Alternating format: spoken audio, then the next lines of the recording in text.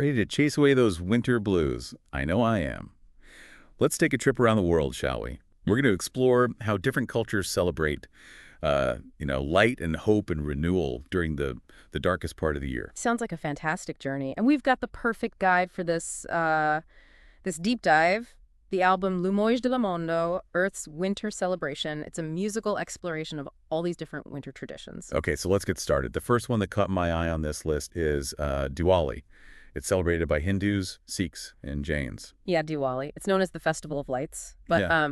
but it's much more than that. It's about the triumph of good over evil and knowledge over ignorance, celebrating, the inner light that we all have within us. And speaking of light, I mean, the song Diwali Aarti from the album really captures that spirit. Like you can hear it in the music. The sitar and the tabla create this vibrant energy. And then when you listen to the lyrics, they talk about lighting lamps to banish the darkness of hatred. It's not just about like the external light. It's about illuminating our own hearts and minds as well. Absolutely. And they even sing about fireworks filling the sky. It's like this powerful image of light bursting forth even in the darkest night. Yeah, I love that. Yeah. Okay, so next up, we're heading south to the Andes Mountains for Inti Raymi. It's an ancient Incan celebration. Oh, yeah, Inti Raymi. This one happens during the Southern Hemisphere's winter solstice. And it's all about honoring Inti, the sun god. So you can imagine like the Andean sounds, those chants, those distinctive pan flutes, Yeah. all echoing through the mountains. I love how the song Inti's Embrace uses lyrics like mountains sing and rivers dance. It's like they're personifying nature itself to show how grateful they are for, the sun's energy and the life that it gives. That's exactly it. And it's a good reminder that even though it's summer for them during our winter solstice, the Earth's rhythms connect us all. So true. Okay, now let's journey to Persia for Shābī Yalda, the celebration of the longest night of the year. This one has always fascinated me. Yeah, Shābī Yalda is it's a very intimate kind of celebration. Families gather together to share poetry, especially by Rumi and Hafez, and they'll enjoy, some traditional foods like pomegranates and nuts. It's very cozy. I love the music for this one. The song Yalda's Whisper blends Persian classical music with some more ambient elements. It creates this feeling of, warmth and reflection, and it really captures that mood of a family just like coming together on the longest night. The lyrics, sung in Farsi, go beyond just celebrating light's return. Eventually, Yeah, they actually talk about finding strength and hope even when things are at their darkest. Kind of a reminder that darkness is just a natural part of, life's cycle. absolutely. That's a beautiful message. Okay, let's explore the Dongzhi Festival now. It's celebrated in China, and it's another celebration of the winter solstice. What makes this one so unique? Well, Dongxi emphasizes family unity and finding balance. It's kind of tied to the days starting to get longer again. The song Harmony of Dongxi really showcases this with traditional Chinese instruments like the guzheng and the pipa. It just evokes this feeling of harmony and renewal. I was reading about Tang Yuan. It's this sweet soup with glutinous rice balls, and it's supposed to symbolize family togetherness. And I just think it's fascinating how food plays such a vital role in so many of these, winter celebrations around the world. It's more than just food, really. It's about sharing, about connecting with each other. A lot of these traditions use food to symbolize deeper meanings. It brings people together during this time of year. Okay, time for Yule now. A pagan and Wiccan tradition that marks the sun's rebirth at the winter solstice. It's all about like evergreen trees, crackling fires, and feasts. Oh yeah, Yule. The song Yuletide's Return really captures that mystical vibe. They use folk melodies with these really amazing celestial harmonies and acoustic guitars and bells. It's all about like the reverence for nature's cycles. I love those lyrics, especially the line, "The sun will rise, a spark in the dark, the ancient fire ignites its mark." It's so powerful. It perfectly describes that cyclical nature of life and the promise of renewal. It's like a reminder that even when things are at their darkest, there's always a spark of hope, just waiting to be rekindled. Next, we're traveling to the American Southwest to learn about Soil, a solstice ceremony celebrated by the Hopi and Zuni tribes. Soy is interesting because it's less about, big celebrations and parties. It's more about purification, renewal, and getting ready for the year ahead. There's a deep, deep respect for nature's wisdom woven into the entire ceremony. I was listening to Kiemoya's Renewal earlier, and it's incredible. They use indigenous rhythms and chants and flutes. It's like this truly immersive sound. I love the lyrics. They talk about the cleansing power of fire and connecting with the earth's rhythms and how we are all like interconnected. The line is, "We are one with them, one with it all." It's really beautiful. Okay, let's shift gears now and talk about Hanukkah. It's the Jewish festival of lights, commemorating the miracle of the oil lasting for 8 days. It's all about resilience and hope. Yes.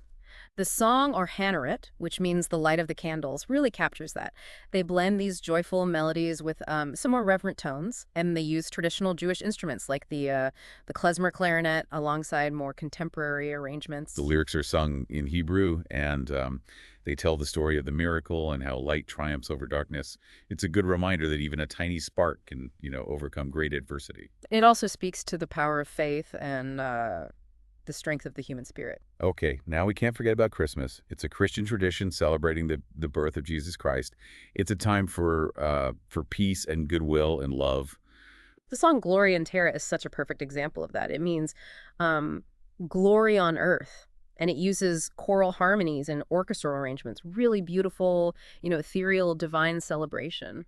It's interesting that they chose to sing it in Latin. It kind of connects us back to the historical and spiritual roots of the Christian faith. Absolutely. For centuries, Latin was the language of the church. It adds this really mystical, reverent quality. And then, of course, there's Kwanzaa, and an African-American cultural holiday honoring African heritage and celebrating 7 core principles: unity, self-determination, collective work and responsibility, cooperative economics, purpose, creativity, and faith. Yeah, the song 𝗧𝗔𝗧𝗔𝗓, which means self-determination, uses these really powerful African-inspired rhythms and chants and percussion. It's all about celebrating unity, cultural pride, and empowerment. The lyrics are sung in Swahili, and they're so inspiring. They encourage self-reliance, resilience, and building a brighter future. And that message, that resonates with people from every culture. It speaks to that human desire for agency. The power to shape our own destiny. Right. Get ready to dance, because we're going to Scotland next. For Hogmanay, it's their big New Year's Eve celebration. Think fire ceremonies and lively music and a real sense of community. Everyone welcoming the new year together.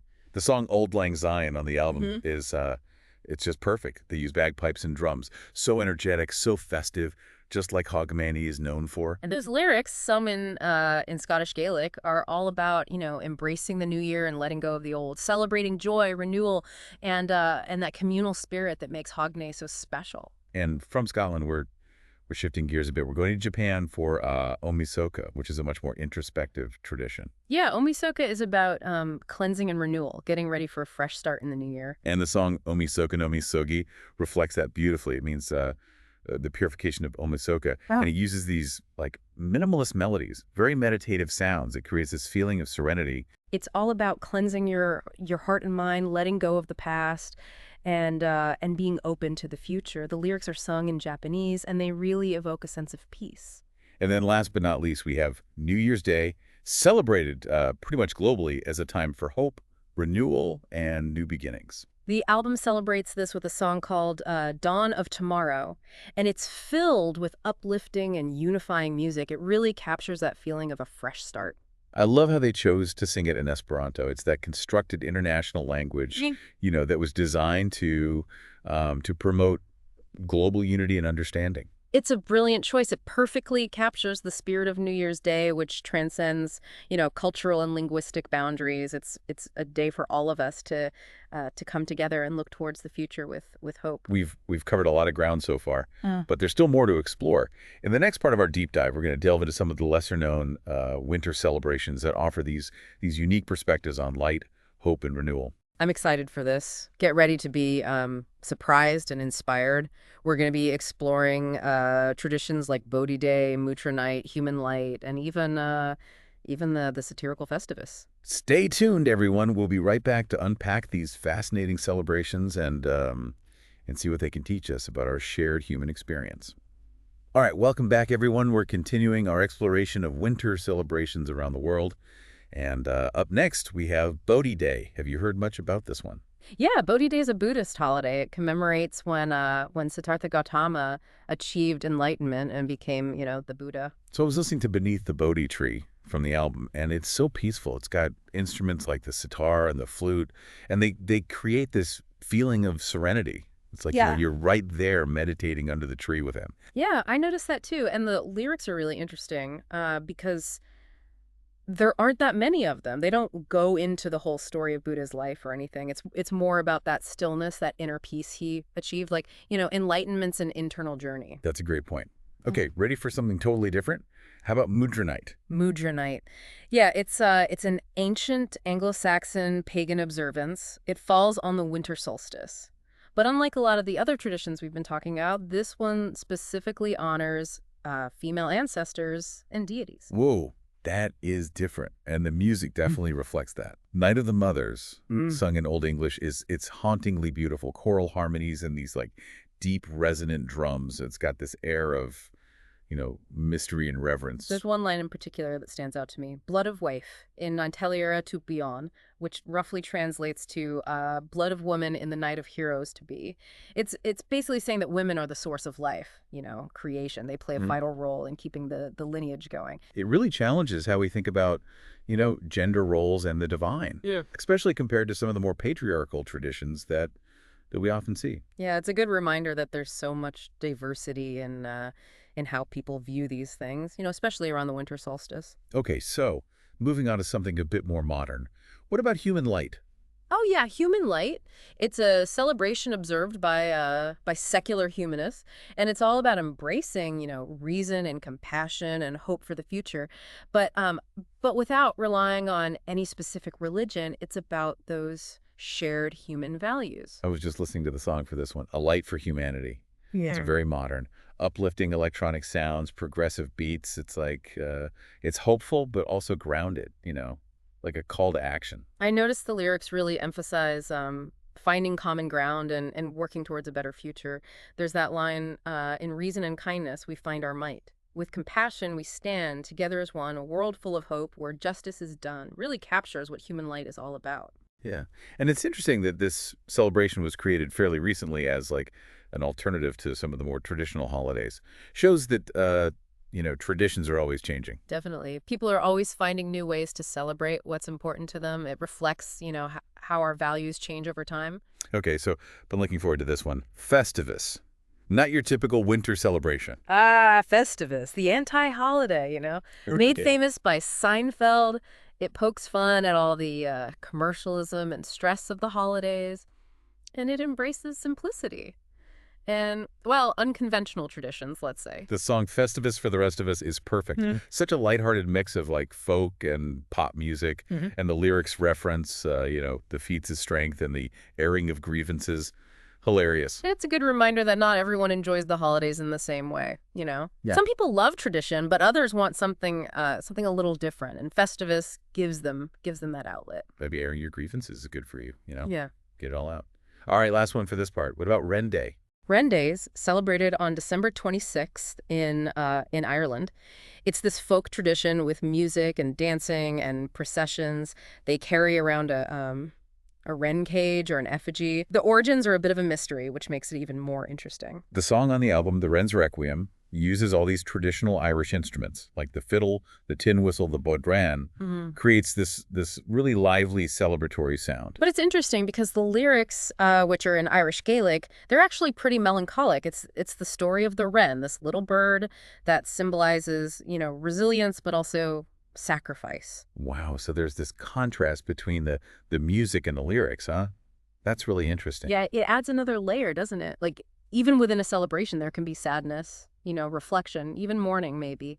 It shows how joy and sorrow can coexist. So we've explored all these winter celebrations, ancient rituals, modern inventions, each one offering a different perspective on light, hope, and renewal. What do you think? It's amazing how these celebrations, even though they're so different, they all reflect this human need for connection, for meaning, especially during the darkest time of year. Like we're all drawn to the light, both literally and metaphorically. Yeah. We're seeking warmth, guidance, a sense of belonging. And we find it in different ways, through music, through stories, rituals, food, community. These celebrations help us navigate the darkness. They help us find meaning, connect with with what matters most. That's beautiful.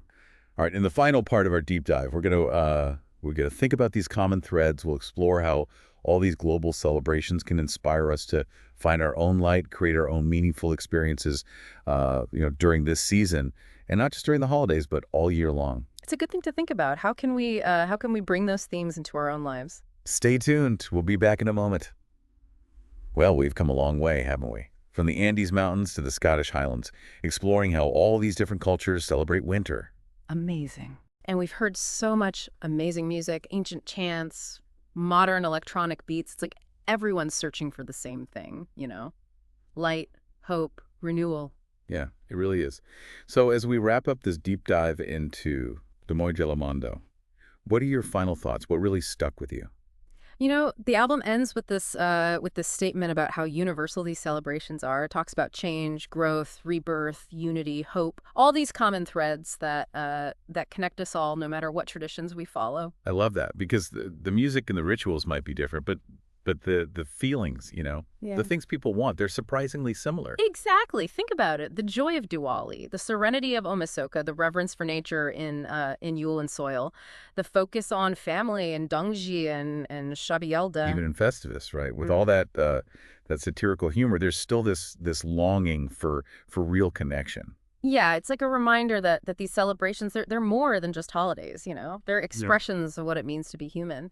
They're a way for us to deal with the darkness, find meaning, connect with what's important, whether it's family, community, nature, or just, feeling connected to other people. Absolutely. So as we finish up here, I think the big question is, how can we bring those themes into our own lives? How can we create our own meaningful experiences, especially during this time of year? That's a great question. Maybe it's trying out a new tradition, connecting more deeply with the people we care about, or just taking some time for ourselves to reflect and renew. And don't forget the music. Lumoj y Mondo shows us how powerful music can be. It lets us experience these celebrations, feel those emotions. It's really amazing how music can bring people together no matter where they come from. So to everyone listening, we encourage you to check out the album, listen to these songs, and let the music transport you to a world of light, hope, and shared humanity. Thanks for joining us on this journey. We'll see you next time. And in the meantime, keep exploring, keep learning, and keep searching for that light within you. It's there.